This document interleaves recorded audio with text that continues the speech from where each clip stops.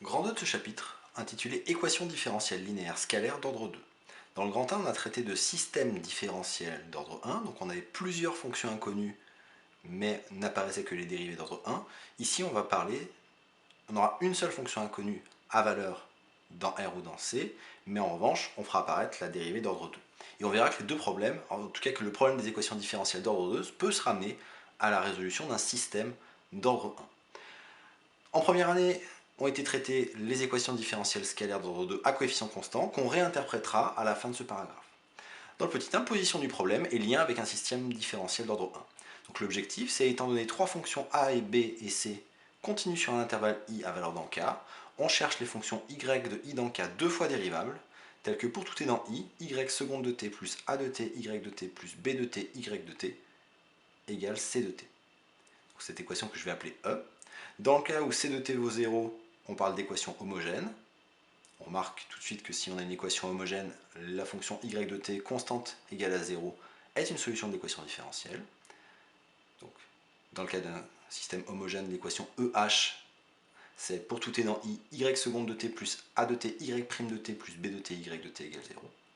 La notion de problème de Cauchy, si on fixe les conditions initiales, alors fixer des conditions initiales pour une équation différentielle d'ordre 2, c'est fixer t0 dans i, y0 et v0 dans k, et on appelle problème de Cauchy la résolution de l'équation différentielle avec comme condition initiale la donnée de y de t0 qui vaudra y0 et y' de t0 qui vaudra v0.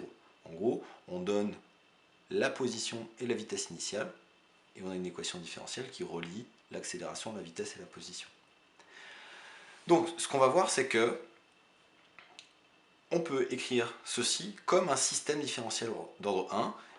On a à peu près la même idée que quand on avait des suites récurrentes d'ordre 2, on pouvait se ramener à un système récurrent d'ordre 1. L'idée, c'est de poser grand X de t, une matrice colonne avec comme première, sur la première ligne y de t, sur la deuxième y' de t. Donc là j'ai une matrice à deux lignes et une colonne. Et l'équation E va se traduire par un système d'équations qui est pour tout t dans i, grand X' de t, donc qui vaut y', y seconde. Alors le y' de t, ça vaut 0 fois y de t plus 1 fois y' de t plus 0, ce qui me remplit la première ligne, et y seconde de t qui vaut moins b de t fois x de t, moins a de t fois y' de t plus c de t. Et donc voilà comment est-ce que mon équation différentielle du second ordre est équivalente à un système différentiel d'ordre 1, mais en dimension 2. De même, l'équation homogène EH est équivalente à pour tout t dans i, x' de t égale la matrice 0, 1, moins b de t, moins a de t, x de t.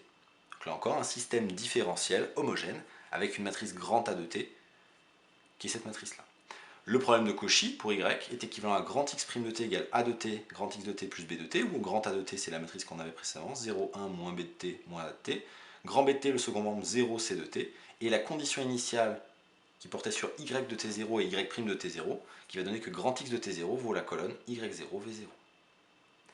Donc ce qu'on vient de voir là pour ramener une équation différentielle scalaire d'ordre 2 à un système différentiel d'ordre 1 en dimension 2, plus généralement une équation différentielle linéaire scalaire d'ordre n peut se ramener par cette idée de poser grand X de t, y de t, y' de t, y seconde de t jusqu'à y dérivée n-1 fois de t, à un système différentiel d'ordre 1 mais d'inconnu x de t dans un espace de dimension n dans Mn1 de k.